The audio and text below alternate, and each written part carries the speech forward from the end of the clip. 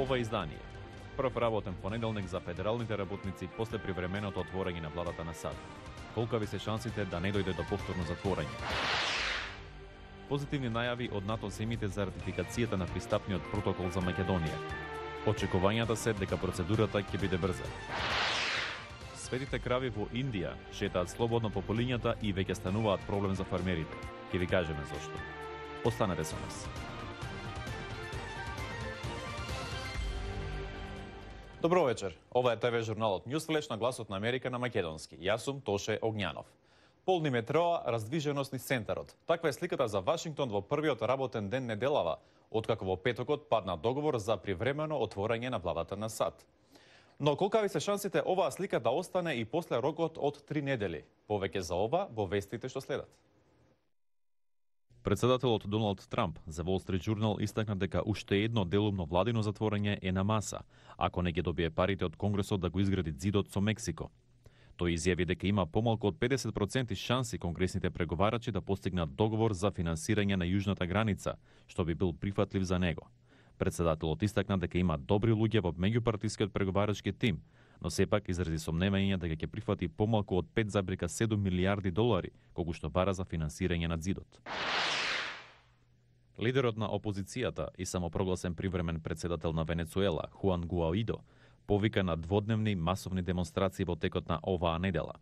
Воедно, тоа е негов обид да ја придобие армијата на своја страна, од која бара да му откаже послушност на актуелниот председател Николас Мадуро. Гуаидо ги повика жителите на Венецуела на мирен двочасовен протест на кој ќе ги повикаат вооружените сили да застанат на страната на народот. Најмалку 58 лица загинаа при уривање на брана во југоисточен Бразил во петокот. Надлежните велат дека бројот на жртвите се очекува да расте, а се стравуваат дека најмалку 300 лица се заглавени под Тони Кал.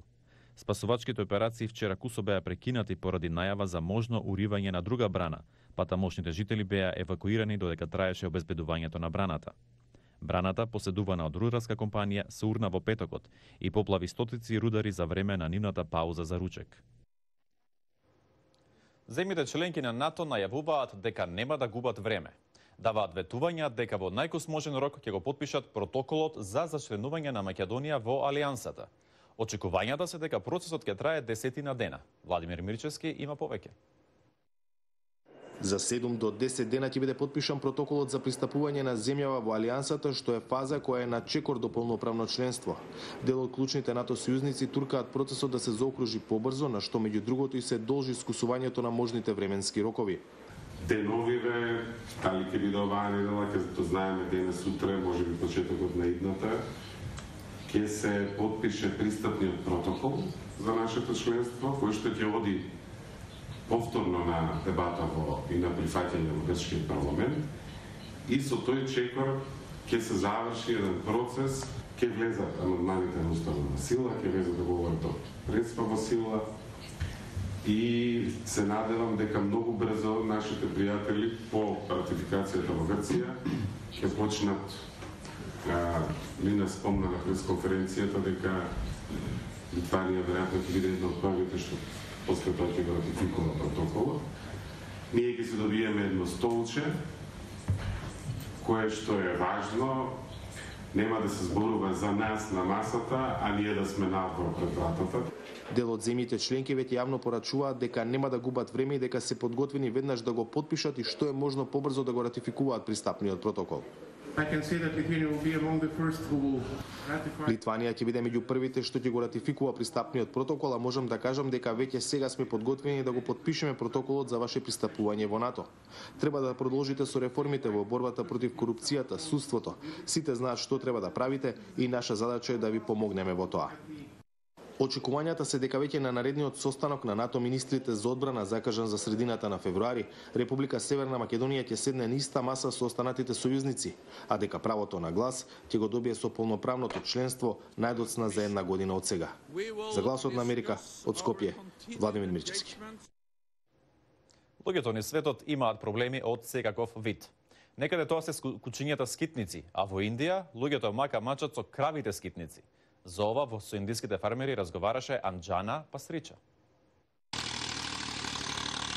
Додека фермерите во државата Утар Прадеш ги подготвуваат полињата за сеидба, голема грижа им причинуваат слободните крави.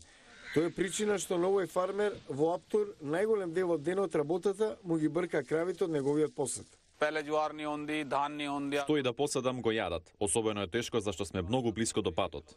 Соседното село Дидоли го има истиот проблем. Бројот на крави скитници е удвоен, откако хиндуската националистичка влада ја засили заштитата на кравите, ставајќи ги на врвот на нивната агенда. Високите казни спречуваат користење на месото од ова свето животно според хиндуската религија, што не остава многу опции на располагање за постарите крави. Тие се пуштаат на слобода. Последниве 6 месеци проблемот интензивираше за 90%. Сточарите ги пуштаат кравите на слобода, а земјоделците се очајни. Некои ставаат огради од бодликава жица, но повеќето не можат да си ги дозволат. Некои се обидуваат да ги заплашат кравите со сребреникави ленти. Селаните сега велат дека кравите се поштетни од временските услови. Артон Кумар, добростоечки фармер со 16 крави во неговото стадо, може да ги искрани и непродуктивните животни. Им кажавме на надлежните, ова е голем проблем, но до сега никој не најде решение.